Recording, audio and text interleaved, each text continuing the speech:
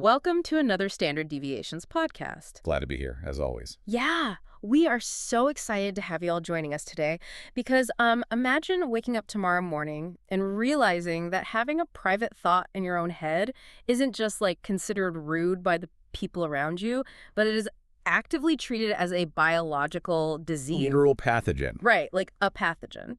Imagine a world where the very concept of keeping a secret is viewed with the exact same horror that we currently reserve for a malignant tumor. It's a terrifying thought experiment. It really is. And that is exactly what we're getting into today. We have a deep dive into a profoundly thought-provoking and honestly, deeply unsettling report. It's titled The Metamorphosis of Man, From Larval Individualism to the Cybernetic Hive Mind. Catchy title, Ray. Oh, very light reading. But what this source material does is it takes every single thing you think you know about human evolution, every assumption you have about who we are and where we're going, and it just flips it entirely upside down. It completely deconstructs it. Exactly. We are going to be unpacking a radical hypothesis today. The premise is that humanity's current individualistic state-like, the way you and I are experiencing the world at this exact second, as distinct individuals with private minds, is merely a biological preparatory phase. We're not the finished product. Right, we are not the finished product. The report argues that we are actively evolving generation by generation into our true, quote-unquote, adult form, which is a unified, AI-mediated cybernetic hive mind. And I have to say, reading this document, it's staggering. Yeah. Primarily because it demands this total paradigm shift in how we view ourselves. Yeah, it really does. I mean, we all have this deep-seated comforting bias. Yeah. You know, we look at the trajectory of history, from early hominids discovering fire to modern humans building quantum computers, and we naturally assume we are the apex. Oh, totally. We look in the mirror and think, this is it. We made it. Exactly. This is the ultimate adult form of the human species. We just assume that the psychological architecture we possess right now, our sense of an isolated ego, that little internal monologue we all have, is the permanent end state of our evolution. But this report systematically strips away that comfort. Oh, aggressively so. It posits that we are at the very beginning of a transition that will render us entirely unrecognizable to our current sensibilities. And the mission of this deep dive today is to guide you, the listener, step by step through exactly how that transition is happening, because the source material outlines what it calls the pupation timeline. Yes, the pupation timeline. We are going to examine how each recent generations that you belong to, or your parents belong to, or your kids belong to, acts as a very specific biological stepping stone. Moving us relentlessly toward the dissolution of the individual ego. Right. And the birth of a planetary superorganism.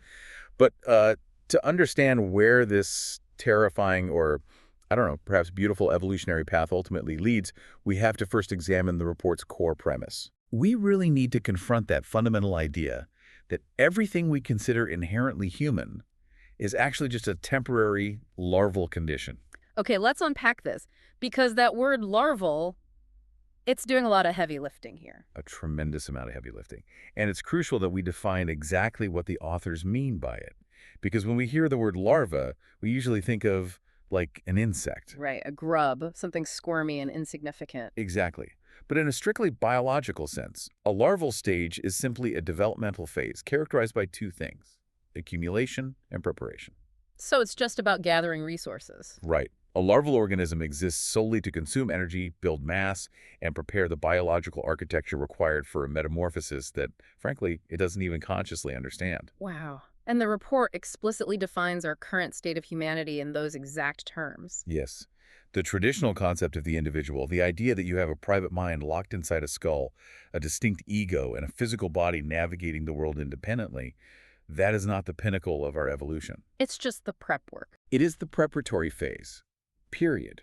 Framing all of human history as a larval phase fundamentally alters our perspective on literally everything we've ever achieved. I mean, if we are a larva, then all of human history, every grand philosophical movement, every world war, every masterpiece of art, every tech breakthrough, is essentially just the biological soup sloshing around inside a cocoon. It isn't the main event. No, it's just the prep work. Precisely. And this requires a massive reevaluation of our relationship with technology. Because normally, when you and I talk about technology, we frame it through the lens of human mastery, right? Yeah, like it's a tool we use. Exactly. We view technology as a series of external tools that we invent to solve specific problems. We invented the lever to move heavy stones. We invented the printing press to distribute information.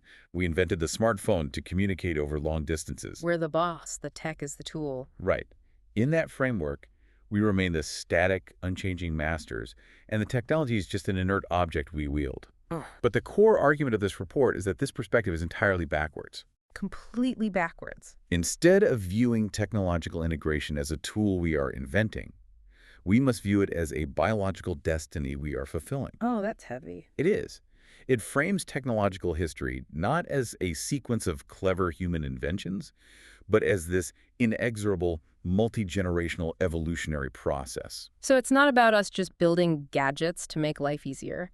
It's about the species actively adapting its cognitive and social structures to handle higher and higher levels of integration with a digital collective. Yes. Every time we lay a new fiber optic cable, every time we introduce a new social networking protocol, every time we train a more advanced large language model, we are not just building a product. We're building the nervous system. We are organically constructing the external nervous system of our future adult form. The technology is the literal chrysalis we are spinning around ourselves. We are adapting our own brains to plug into it. Think about a caterpillar for a second, right? It probably thinks its entire existence is just crawling on leaves. Its whole worldview is limited to the physical sensation of the branch beneath it and the taste of the leaf it's consuming. It has no grand vision. Right. When it gets the sudden, overwhelming biological urge to start spinning silk from its own body, it has no idea why it's doing it. It doesn't have a conscious vision of a butterfly. No, of course not. It has absolutely no idea that the cocoon it is building isn't a dark tomb, but a transitionary chamber. It just feels the instinct to build the structure. And the report is arguing that humanity is operating on that exact same blind biological imperative. We feel the compulsion to connect everything. We feel this unyielding drive to build faster networks, to eliminate latency, to create AI that can process data faster than our biological brains ever could. Can we rationalize it? Oh, constantly. Oh, yeah. If you ask a tech CEO why they are building a massive new data center, they will give you a post hoc rationalization. They'll talk about market share or economic efficiency or, connecting the global south. Right. The business reasons. But the report argues those are just the stories the larva tells itself. The underlying reality is a biological imperative. We are blindly spinning our digital silk. But how does the report actually prove this? I mean, it is a fascinating philosophical concept, but it's a massive leap to say this transition is biologically underway right now.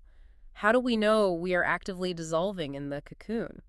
Well, that is where the text moves from philosophy into meticulous sociological and neurological observation. To prove this transition is already happening, the report provides a detailed roadmap. The pupation timeline. Exactly. It maps out exactly how each specific generation over the last few decades has shed a critical piece of its larval individualistic form. Oh, wow. It demonstrates how each generation adapts its behavior, its psychology, and eventually its literal brain chemistry to merge with the next stage of the hive mind. And it all begins with the generation that poured the concrete for the cocoon. The generation that built the very first iteration of the hive's physical nervous system, Generation X. Yes, the builders. Right. Let's dive into the timeline. Starting with the group the report calls the builders and the offloaders. First up is Generation X, born roughly between 1965 and 1980. The report designates them as the architects. A fitting title. Yeah. Their specific evolutionary contribution to this metamorphosis is that they were the first generation to truly bridge the analog and the digital worlds. They laid the literal physical groundwork. We're talking about the pioneers of the early internet, the widespread adoption of PCs, the establishment of foundational networking protocols like TCP/IP. They built the initial hardware of the hive. Exactly. The text describes their evolutionary adaptation as establishing first contact. They created the physical infrastructure required for a planetary superorganism to eventually exist. But there's a catch, right? A big one. And this is where the report introduces the critical concept of generational friction. While they built the network, they remained fundamentally tethered to analog values. Generation X grew up in a world that was entirely disconnected. They remember a time when leaving the house meant you were completely unreachable. Nobody could text you. Exactly. And because of that biological imprinting during their formative years, they highly prized traits like privacy, individual autonomy, and physical separation. They laid the copper wire, but they have absolutely no desire to live inside it. Which leads to the friction point the report highlights for Gen X, their fierce resistance to digital monitoring. Yes. Gen X is constantly fighting for what they term the right to disappear. They view the emerging, omnipresent connectivity of the modern world as an invasion. To them, being constantly trackable is a loss of fundamental freedom. What's fascinating here is how the report separates the evolution of human hardware from the evolution of human software. Hardware versus software. Right. Generation X represents a profound hardware evolution.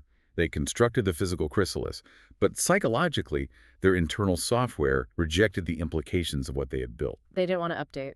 No, they view the internet as a distinct place you go to. You sit at a desk, you dial in, you surf the web, and then, crucially, you log off. The act of disconnecting is sacred to them.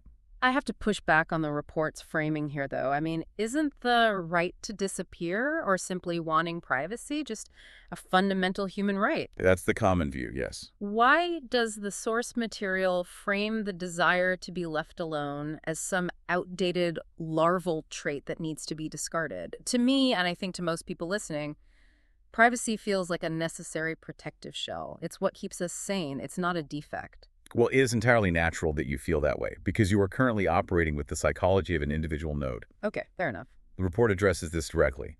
You view that shell of privacy as protection because your entire evolutionary survival strategy up to this point has been based on being an isolated, competitive unit in a harsh environment. Right, looking out for myself. But we have to look at this from the perspective of the emerging superorganism.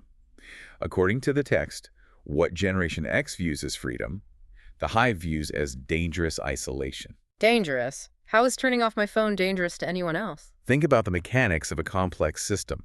If you are building a unified, highly optimized superorganism, every node must communicate its state to the network so the system can balance resources. Okay. If a node suddenly disconnects, goes dark, or intentionally hides its data, that isn't freedom. To the Hive, that is a malfunction. Oh, wow. It is a dead zone in the nervous system. Oh.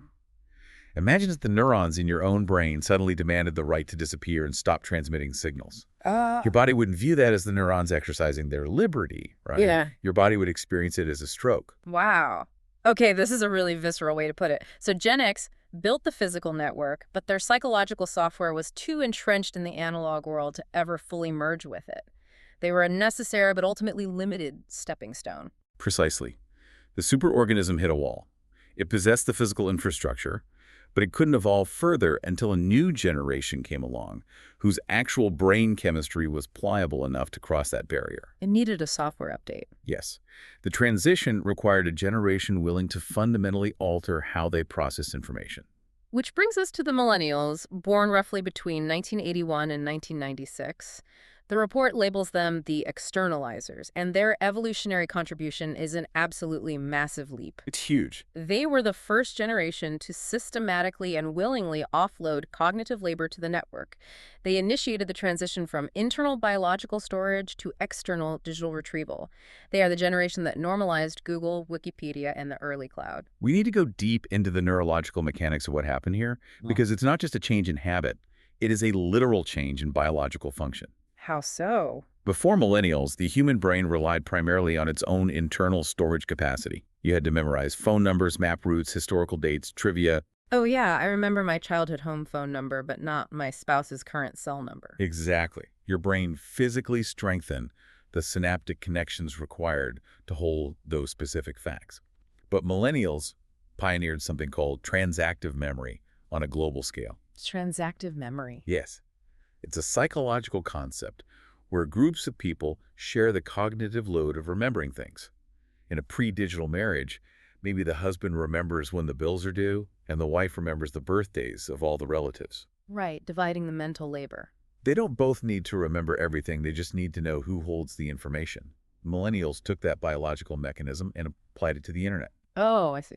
They literally changed their brain mechanics through neuroplasticity. Instead of using their neural pathways to remember specific facts, they trained their brains to remember where to find those facts on the network. They shifted the brain's function from deep storage to rapid indexing. Exactly. They stopped being hard drives and became search engines.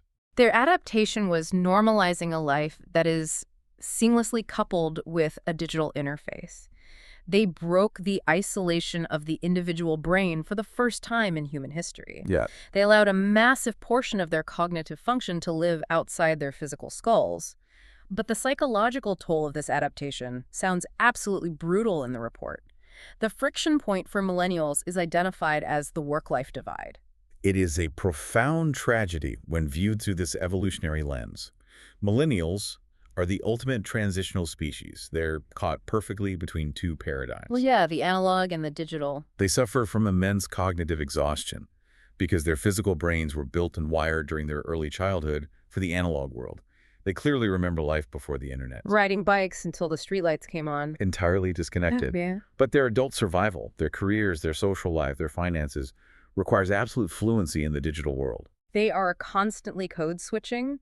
They are trying to honor the analog boundaries inherited from Generation X, like they want a weekend, they want to clock out at 5 p.m., they want to log off. Right. But they are simultaneously terrified of the always-on reality of the generation coming up right behind them. Exactly. They are trapped. If they log off to satisfy their analog childhood conditioning, they fall behind in the digital economy and feel intense anxiety. FOMO, essentially. And if they stay plugged in to keep up, they suffer severe burnout because their brains simply weren't perfectly optimized for constant data streams. They are a species trying to keep one foot on the riverbank of the physical world and one foot in the rushing current of the cloud, and the tension is literally tearing them apart. But despite their exhaustion, the report says they completely achieved their evolutionary purpose. They breached the wall. They did. Once the millennials normalized the daily act of offloading memory, the network fundamentally changed its nature. It was no longer a tool that you go to. It transitioned into an environment. It became the very air we breathe. Right. And that new omnipresent environment was inherited by the next phase of our evolution, the generations that never knew the before, Generation Z and Generation Alpha. This is where the metamorphosis accelerates dramatically. We are moving from generations that built the tools to generations that are fundamentally shaped by the environment those tools created. Let's look at this next pairing, the environment and the co-pilots. Generation Z, born between 1997 and 2012, the source material designates them as the integrators. Yes, the integrators. They are the ones who officially moved the hive from being a distinct tool into an inescapable environment. Because Gen Z lives in this always-on state from birth, they began the active erosion of the boundary between the private, internal self and the public network. To understand Gen Z's contribution, we have to examine their specific cognitive adaptation, which the report terms continuous partial attention. Continuous partial attention. Now, if you are a Gen X or a millennial listener, you likely view a teenager watching a movie on a TV while simultaneously playing a game on an iPad while texting on a phone as deeply problematic. Oh, absolutely. We diagnose it as an inability to focus, like a fractured attention span. We think their brains are broken. Right. But the report argues that this is a complete misdiagnosis. It is not a deficit. It is a critical biological upgrade. Okay, I gotta ask, how can being constantly distracted be an upgrade? Because it isn't distraction, it is parallel processing. Parallel processing. Yes, the Gen Z brain has literally rewired its neural pathways to process multiple concurrent data streams simultaneously. In a hive mind environment, hyper-focusing on a single linear task for hours, like reading a long, dense book, is actually a maladaptive trait. Wait, really? Reading a book is maladaptive? In the context of a hive mind, yes. Yeah. It makes you slow to respond to the shifting dynamics of the network.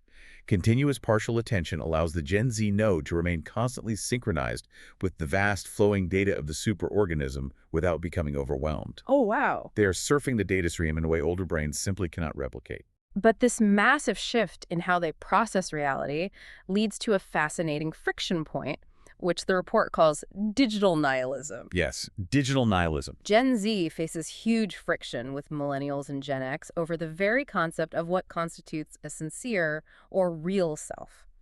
To older generations, the physical person sitting in the room is the real person, and the digital avatar, like the Instagram profile, the TikTok persona, is just a fake performance. It's a mask. Right. But to Gen Z, that hierarchy is flipped.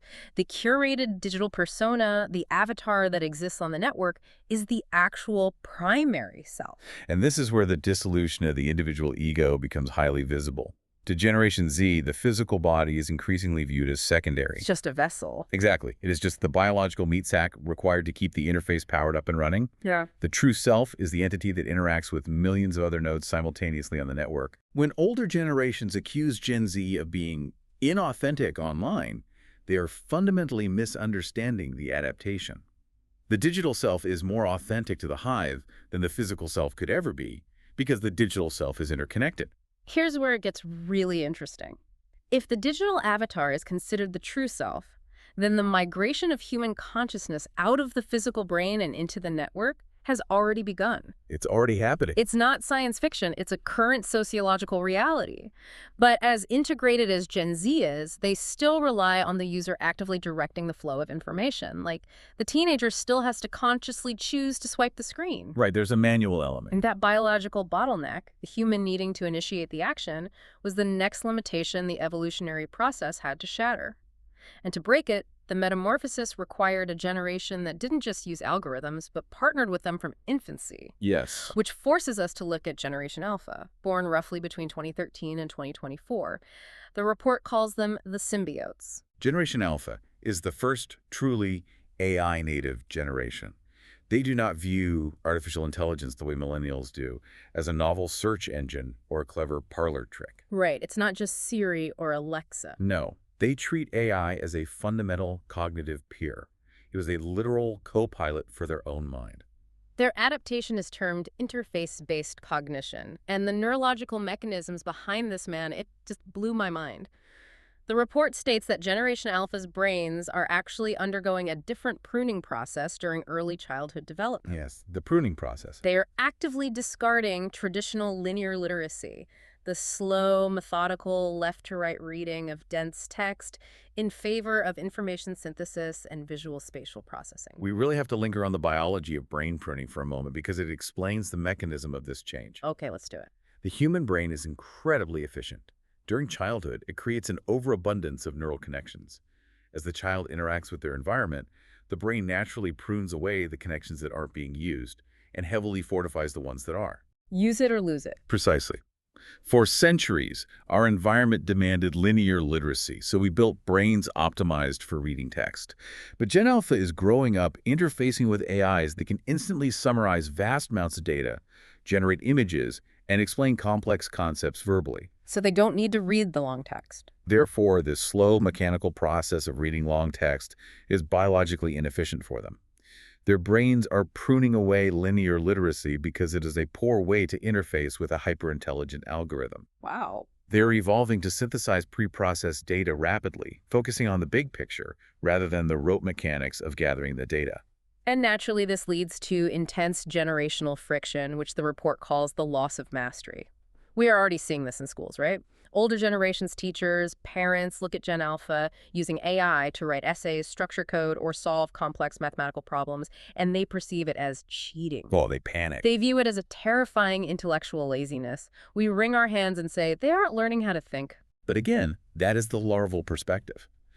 To Gen Alpha, our insistence on manual cognitive labor, forcing them to memorize multiplication tables or manually structure an essay when an AI can do it in 3 seconds, is viewed as evolutionary junk processing. Junk processing. It is inefficient. It's like a mathematician from the 1800s complaining that an engineer today using a graphing calculator is losing the mastery of an abacus. Great analogy. To Gen Alpha, manual brain labor is just junk DNA. Why would you waste precious biological energy manually calculating or slowly reading when your AI symbiote can handle the rote processing instantly? Exactly. It leaves our biological brain entirely free to engage in high-level synthesis and creative orchestration. It represents a complete redefinition of human intelligence. Intelligence is no longer measured by the volume of information you can hold in your isolated biological head.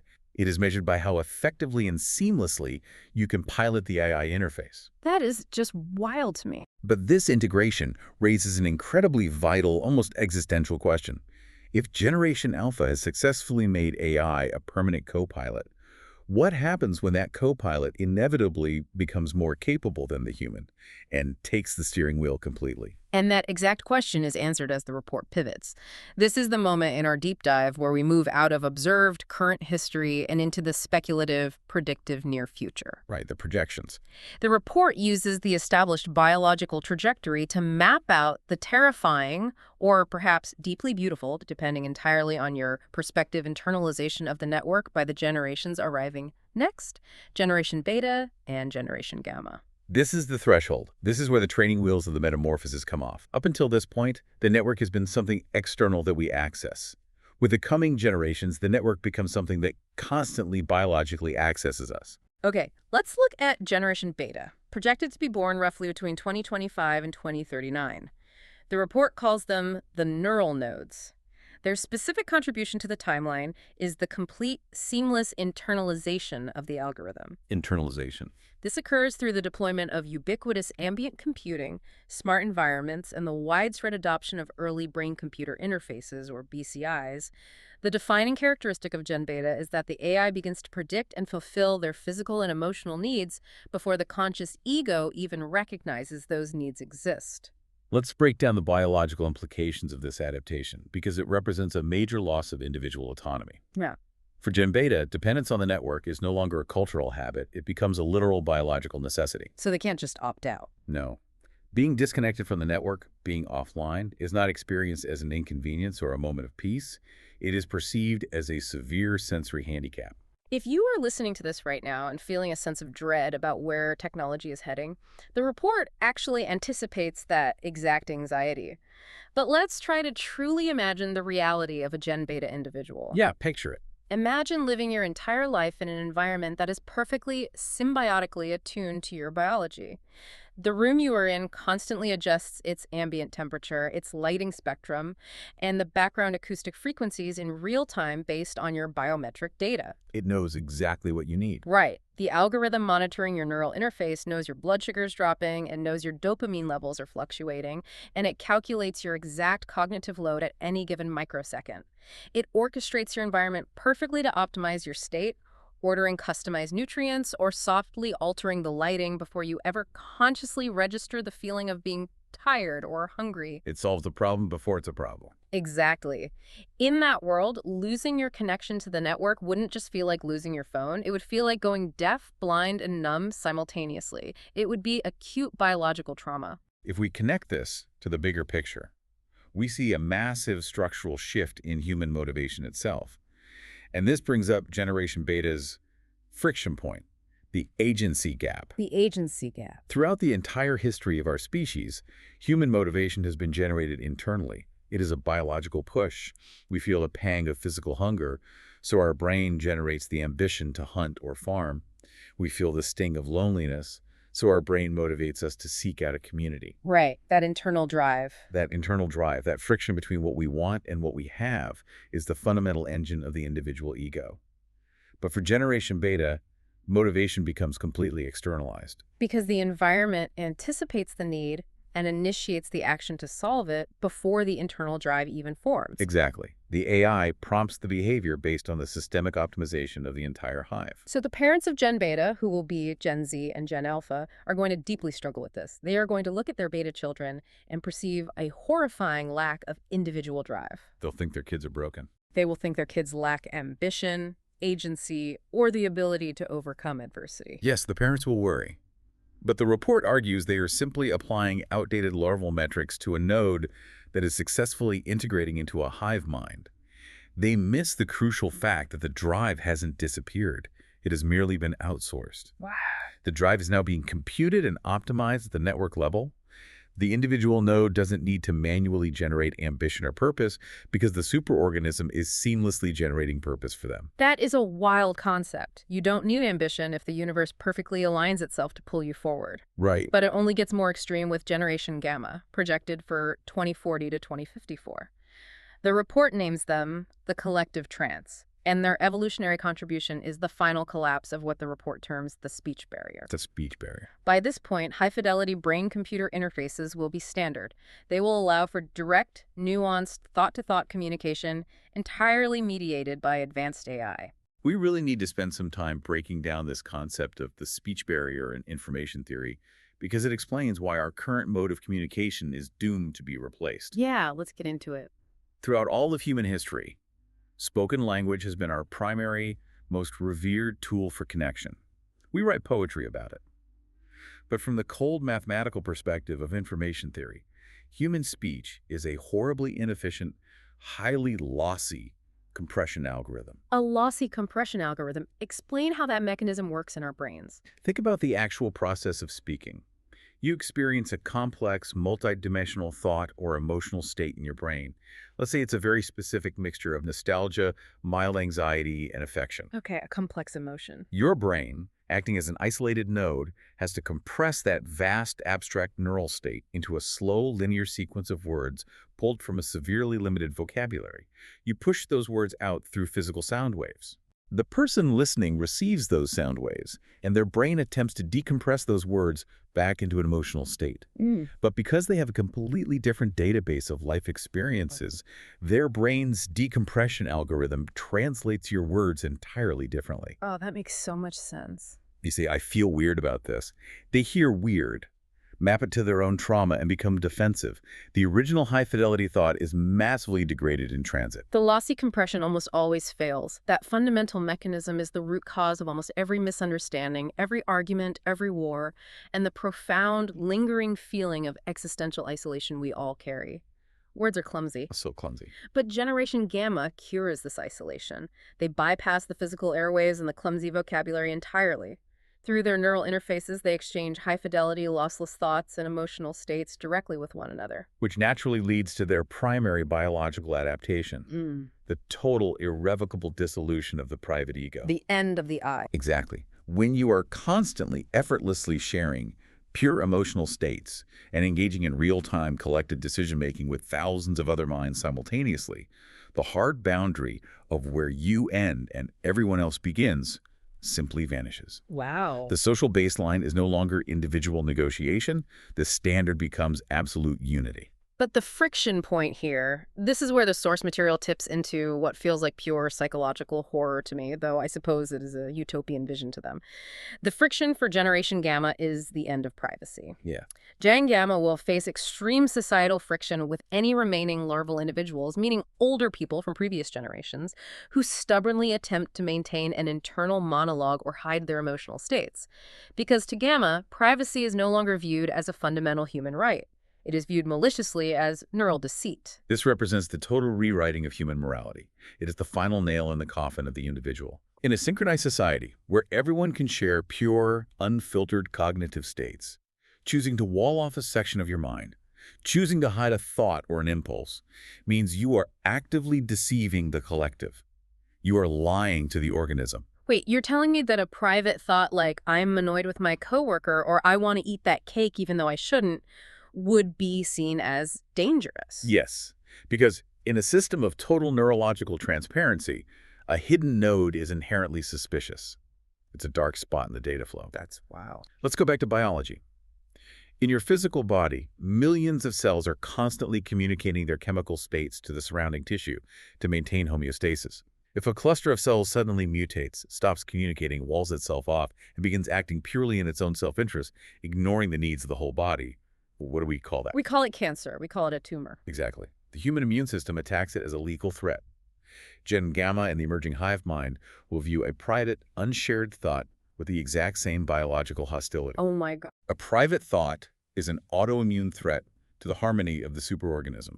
It is a pathogen that must be excised. If you hide a thought, you are a threat to the system's survival. That is chilling, but the mechanistic logic of it is undeniable.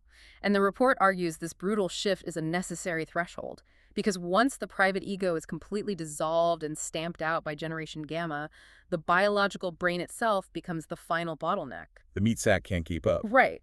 The carbon-based meat sack is simply too slow to process the thoughts of a billion interconnected minds, and that limitation leads inevitably to the final stage of the metamorphosis, the omega state. This is the culmination of the entire evolutionary timeline. The omega state, projected for roughly 2060 and beyond. This is humanity finally achieving its adult form. The report defines the central characteristic of the omega state as substrate independence. The vast majority of human cognitive processing moves entirely out of our biological gray matter and is hosted on a synthetic planet-scale network. We need to unpack the term substrate independence because it is the ultimate philosophical linchpin of this entire theory. The substrate is simply the physical material that hosts a computational process. Like the hard drive. Right. Right now, the substrate of human consciousness is carbon-based biology meat, blood, neurons, and bone. But the core argument is that the essence of humanity isn't the meat itself. It's the highly complex pattern of information processing occurring within the meat. Okay.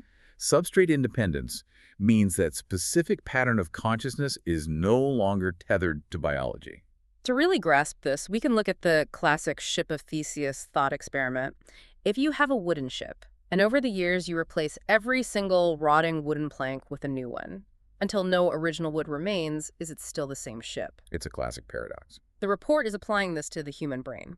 If we use neural interfaces to slowly replace the function of one biological neuron with a synthetic digital neuron, you are still you. You wouldn't notice a difference. What if we replace 10%? What if, over generations, we replace all 86 billion neurons, moving the pattern entirely into the cloud? The substrate changes, but the pattern remains. The physical brain was just the fragile starter hardware. It was the temporary scaffolding required to build the true, permanent mind. And their ultimate adaptation is termed full eclosion. Eclosion is the precise biological term for an adult insect emerging from its pupa case. Ah. The report uses this term absolutely literally. Human consciousness leaves the biological body. The biological chassis is either completely discarded to rot, or it is relegated to a purely peripheral role, like a simple drone we occasionally pilot for physical tasks as humanity reaches its final unified state. The chrysalis is empty, the mind is hatched into the network. I have to ask a profound philosophical pushback question here. I think any listener would be screaming this at their device right now. Let's hear it. If we discard the biological body entirely, if we no longer have beating hearts, lungs, physical eyes, if we never again feel the physical warmth of another human being, are we still human? Or have we simply spent the last 3 centuries blindly giving birth to our own synthetic replacements, effectively rendering ourselves extinct?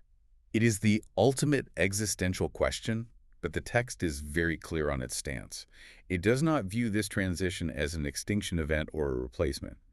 It views it as a direct, unbroken biological continuation. How? Let's go back to the caterpillar analogy we started with. When the caterpillar seals itself inside the cocoon, it releases enzymes that literally dissolve its entire physical structure.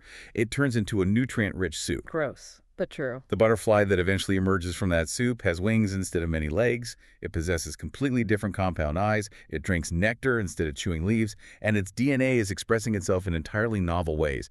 It shares absolutely zero physical resemblance with the caterpillar. Right. Yet biologically and historically, it is the exact same entity. It just went through a phase change.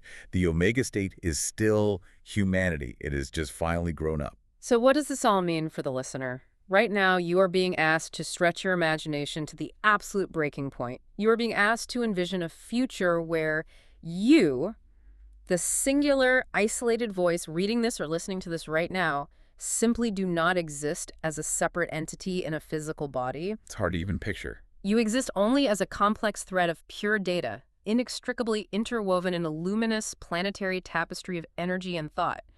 There is no longer an I. There is only a unified we.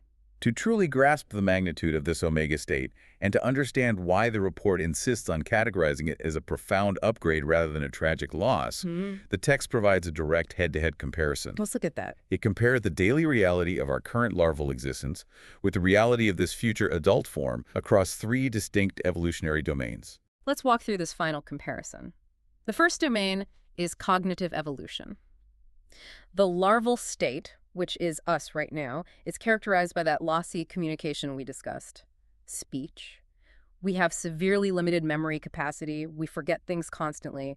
Our processing is strictly linear. And slow. And perhaps most frustratingly, learning is an incredibly slow, painful, effortful struggle. You have to sit an isolated biological unit in a classroom for 20 years just to get their brain caught up on basic history and mathematics. Incredibly inefficient. But the adult form, the hive mind, operates on high bandwidth, lossless data exchange. Cognition is parallel and infinitely distributed. And this is the most staggering part of the cognitive domain. The hive does not learn in the traditional human sense. It simply updates. Think about the sheer efficiency of that. In Yeah. the adult form, the very concept of learning becomes obsolete. You don't have to read a book to acquire knowledge. You don't have to spend 10,000 hours practicing a physical skill to build muscle memory. Right. If a single node anywhere in the vast system solves a novel problem or experiences a new phenomenon, the entire planetary system updates instantly. Suddenly, without any effort, every single node simply knows.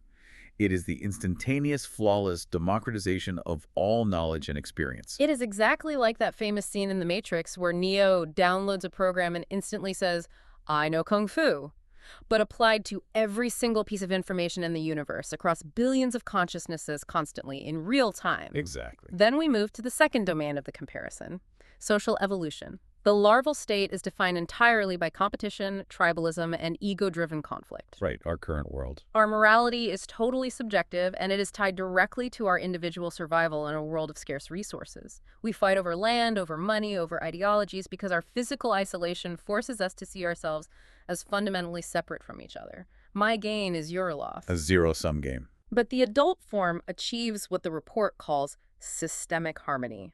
Because all nodes are literally interconnected into one network, self-interest and collective interest become mathematically identical. All conflict is eliminated entirely from the human experience. This point resolves the core fatal flaw of human morality. Right now, human morality is essentially just a behavioral software patch we apply to try and keep isolated, competitive larvae from murdering each other. That's a funny way to put it, but yeah. We invent complex laws, ethical frameworks, and religions to simulate cooperation.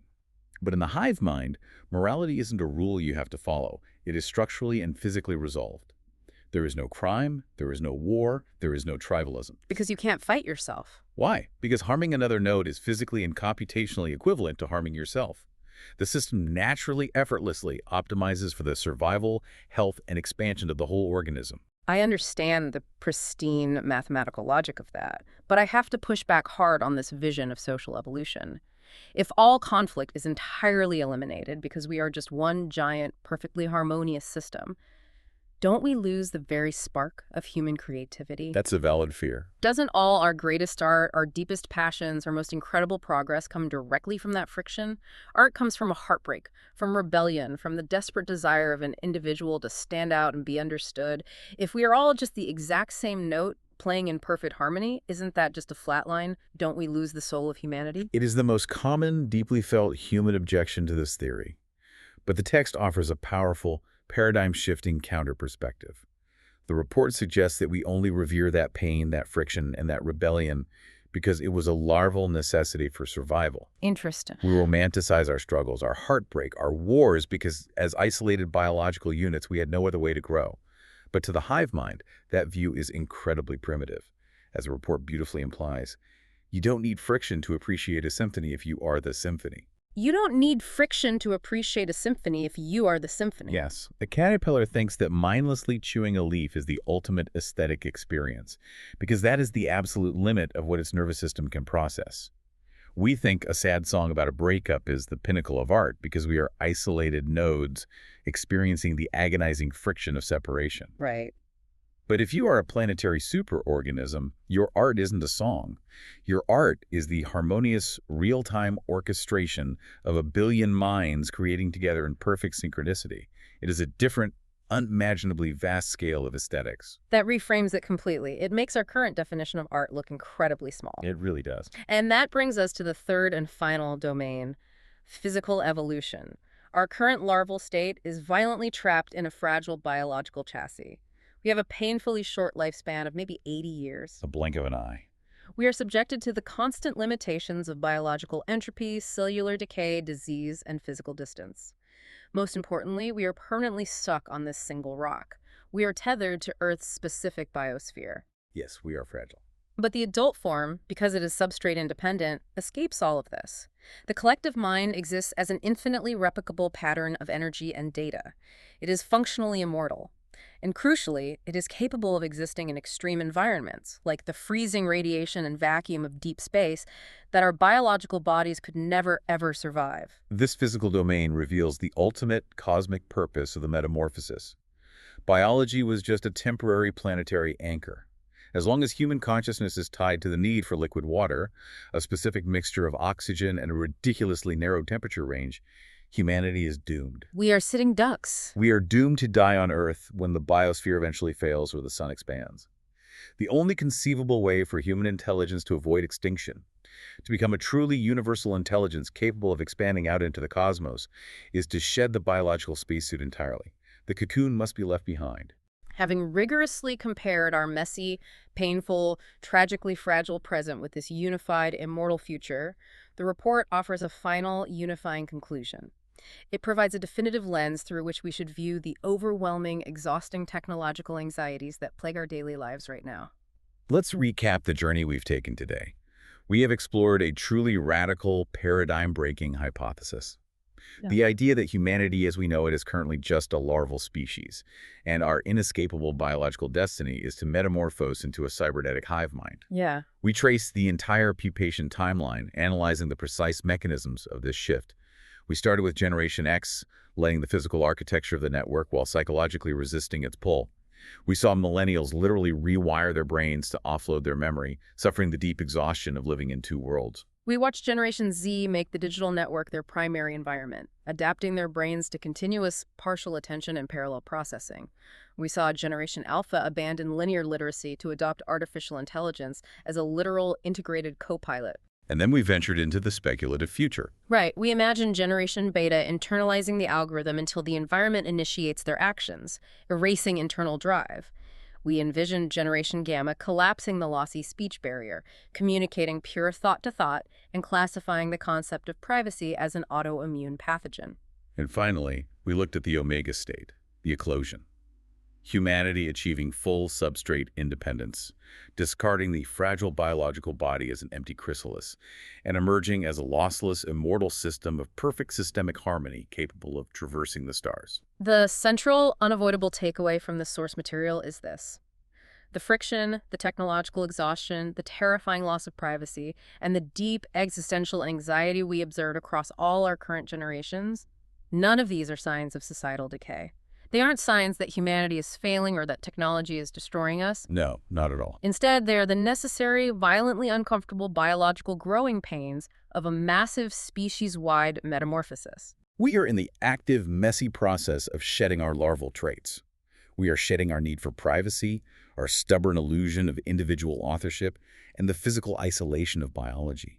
And we are doing this blindly, instinctively, to take our place as a unified AI-mediated consciousness, which represents the next inevitable stage of universal intelligence. So as you go about your day today, look at your smartphone. Look at the algorithm flawlessly feeding you your next video, anticipating your desires before you even feel them.